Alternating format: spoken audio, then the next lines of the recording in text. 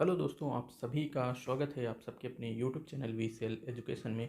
I hope कि आप सब बढ़िया होंगे और मस्त होंगे और अपने प्रिपरेशन को अच्छे तरीके से कर रहे होंगे। तो गाइज, आज का हमारा जो सेशन होने चल रहा है, इस सेशन में हम आपके मन में जो भी क्वेश्चन उठ रहे होंगे उन सारे क्वेश्चनों को यहाँ आंसर देने की कोशिश करूँगा। और मैंने कुछ क्वेश्चन अपने से बनाए हैं कि जो आपके दिमाग में उठ सकते हैं, और उन क्वेश्चनों को जवाब दूंगा और आपको बताऊंगा कि कैसे आप 90 प्लस स्कोर कर सकते हैं। अभी तक आपने भी स्टार्ट नहीं किया है तब भी आप तैयारी कर सकते हैं। तो चलिए पहले यहाँ पे देखते हैं। तो सीटेट जो एग्ज़ाम होता है वो साल भर में कितनी बार होता है? तो एक साल में 2 बार होता है सीटेट का एग्ज़ाम। और पेपर फर्स्ट और पेपर सेकंड, इसमें 2 पेपर होते हैं। एक पहला जो पेपर होता है वो 1 से लेकर जो 5 तक के शिक्षक बनने वाले हैं उनके लिए होता है, और उसके बाद 6 से लेके 8 तक जो शिक्षक बनना चाहते हैं उनके लिए ये पात्रता परीक्षा सेकेंड पेपर की होती है। तो चलिए और आगे हम देख लेते हैं। आपके जो क्वेश्चन होंगे उसको भी देखेंगे। तो इसमें कितने क्वेश्चन आते हैं? इसमें 150 क्वेश्चन आते हैं। सामान्य वर्ग के हैं तो आपको 90 क्वेश्चन आपके सही होना अनिवार्य होता है। अगर आप वही रिजर्व कैटेगरी के हैं तो आपको आरक्षण अगर मिलता है तो आपको 82 अंक लाना अनिवार्य होता है, क्योंकि एक पात्रता परीक्षा है तो सिर्फ पात्र ही होना चाहिए आपको। तो 82 अंक लाना अनिवार्य होता है SC OBC के हैं तो आपको। और 90 किसको लाना है? सामान्य कैटेगरी के आप आते हैं तब।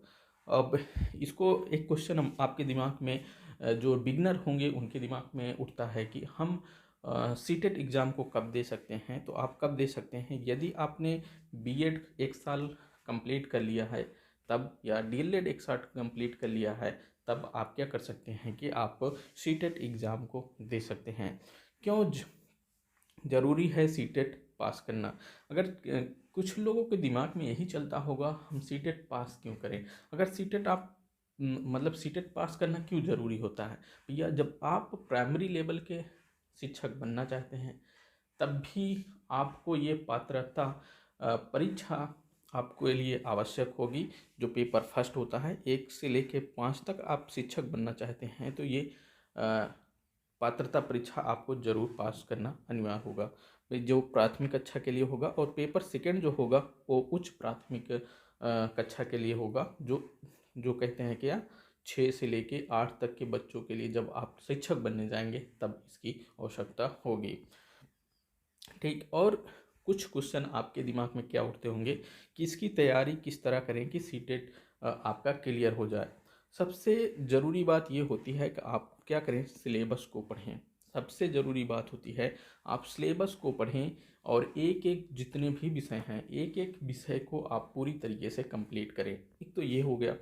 और आपके दिमाग में दूसरा क्वेश्चन क्या उठता होगा, परीक्षा पास करने के लिए कोई बेस्ट टिप्स क्या हो सकती है? हमारे हिसाब से आपके बेस्ट टिप्स यही है कि आप पहले क्या करें, सिलेबस को देखें, एनसीईआरटी को पढ़ें, सिलेबस को देखें और एनसीईआरटी को पढ़ें और चीज़ों को समझें।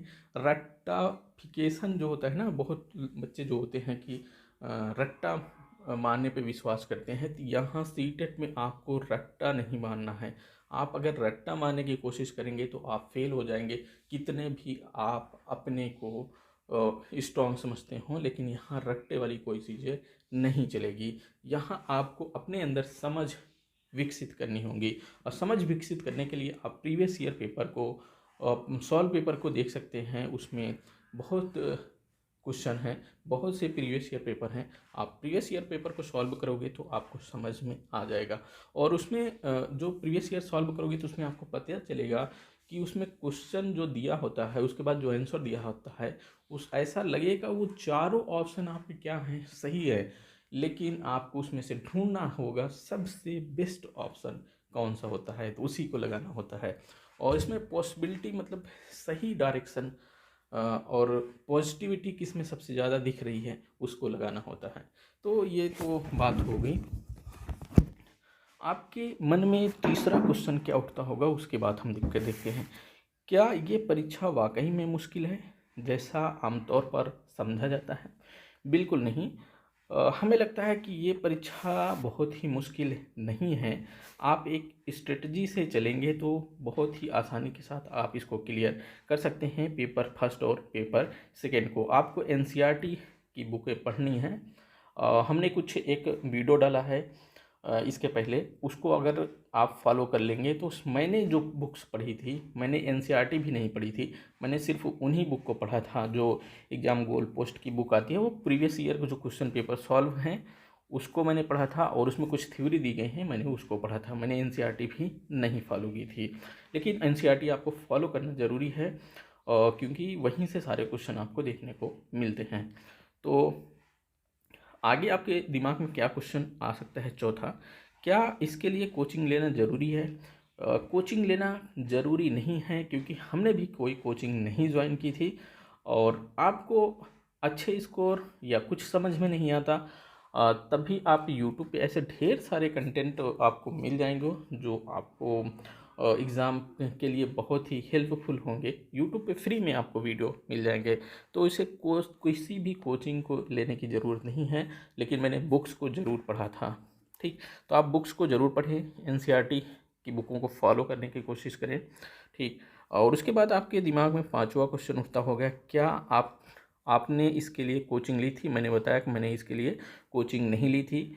और परीक्षा के दौरान क्या सावधानी बरतें? परीक्षा के दौरान आपको क्या सावधानी बरतनी है उसके बारे में बताएं। देखो, परीक्षा के दौरान आपको पहले जो सटीक आंसर आपको आ रहे हैं, जितने भी आपको कोई भी डाउट नहीं है कि ये क्वेश्चन हमें नहीं आ रहा है, तो उसको पूरी तरीके से आप लगा ही दीजिए और उसको फटाफट लगाते हुए चले चलिए।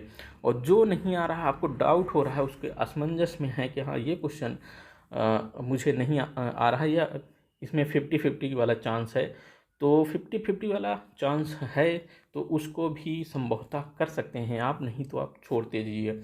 अगर आपको जैसे ही लगे कि ये क्वेश्चन हमें नहीं आता या बहुत ही लॉन्ग समझ में आया क्वेश्चन, उसको छोड़ दीजिए। टाइम को अपने ख़राब मत करिएगा, क्योंकि सीटेट एक ऐसा एग्ज़ाम है कि आपको पेपर पढ़ने और समझने में सारे ऑप्शन जब तक पढ़ेंगे नहीं तब तक आप आंसर दे नहीं सकते। तो इसलिए आपको सारे ऑप्शन पढ़ना पड़ता है। तो आपको लॉन्ग क्वेश्चन समझ में आ रहा है तो उसको छोड़ते ही चलिए, उसको हम बाद में देख लेंगे। हम ज़्यादा से ज़्यादा अपने समय को बचाएंगे, जिससे कि हम ज़्यादा क्वेश्चन बाद में देख सकें, जो भी ज़्यादा टाइम दे सकें, जो भी क्वेश्चन बचे हैं। तो चलिए, और ये तो हमने बता दिया क्या सावधानी बरतनी है, क्या चीज़ें करनी हैं आपको उसके बारे में।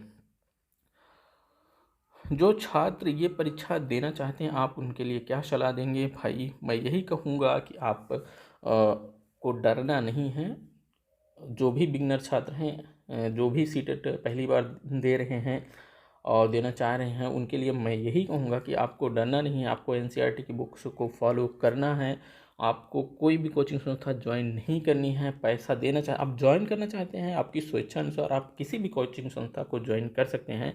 बट मैं ये कहूँगा कि आप एनसीईआरटी की बुक्स को फॉलो कर लीजिए, कुछ यूट्यूब्स वीडियो हैं उनको देख लीजिए, आपका एग्ज़ाम एकदम आसानी से निकल जाएगा। तो मेरी तो यही सलाह रहेगी। और उसके बाद कोई क्वेश्चन हमारे समझ में नहीं आ रहा, अगर आपके अंदर और भी कोई क्वेश्चन उत्पन्न हो रहा होगा सीटेट के एग्ज़ाम को लेकर, या सीटेट की कैसी प्रिपरेशन करनी चाहिए, कुछ भी क्वेश्चन हो आप कमेंट बॉक्स में डाल सकते हैं। हम आपके कमेंट का रिप्लाई ज़रूर देंगे अगला वीडियो बना करके। तो चलिए गाइज, इस वीडियो में इतना ही, और अगला वीडियो में फिर मिलते हैं। तब तक के लिए जय हिंद।